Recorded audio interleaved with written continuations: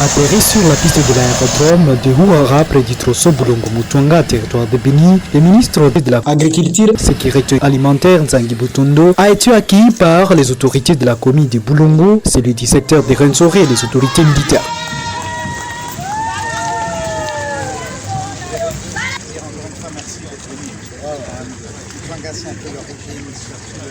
Après les honneurs, Nzangi Butondo et le gouverneur d'Ino Kivu, le général Somo Evariste a eu un échange avec différentes couches sociales issues de la société civile au bureau du secteur de Rwenzori à Mutuanga. Par la suite, Muindo Nzangi a visité plusieurs sites de production agricole, notamment celles de palmiers, de cacao et de papaye, ainsi que les unes des chocolateries de Virunga à Mutuanga.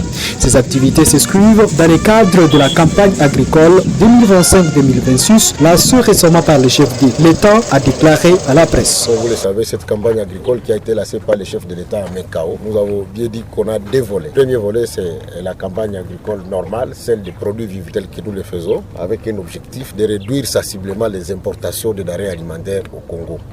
Donc il s'agit du maïs, du soja, de l'arachide, des haricots et du riz, puis les maniocs. C'est un travail qu'on est en train de faire dans tous les pays. Donc vous avez vu, les équipes sont sur le terrain pour distribuer des semences. Nous avons aussi dispatché des tracteurs pour aider la population et réduire la pénibilité des champs. Deuxième volet de cette campagne, c'est effectivement la campagne massive d'encouragement de la population pour les produits pérennes. Nous avons dit que pour les produits pérennes, nous avons choisi 3 spéculations: le cacao, le café et les palmiers à huile. Palmiers à huile parce que c'est une denrée qui est importante pour notre pays. Comme vous le savez, il nous offre beaucoup d'avantages et il permet à la population de pouvoir recouvrer rapidement des fonds. J'ai choisi de venir ici, sur recommandation du gouverneur Somo, c'est de voir le premier modèle qui a été développé sur ce site ici par la Fondation Virunga, qui consiste à avoir une unité agro-industrielle autour de ces cultures pérennes. Nous sommes satisfaits du travail qui est fait. Je vais donc profiter de ce moment pour demander à la population de répondre massivement à l'appel que nous avons lancé, celle de s'impliquer encore une fois de plus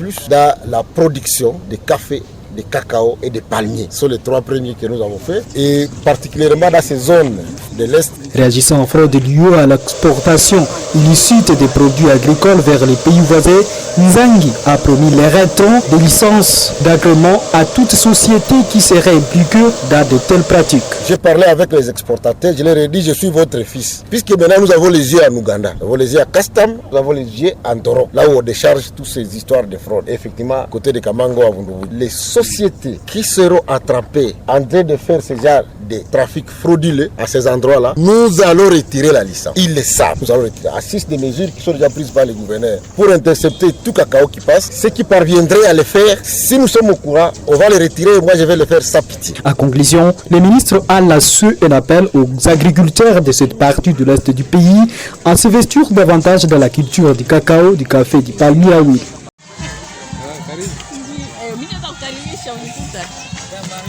Sawa. Kimya.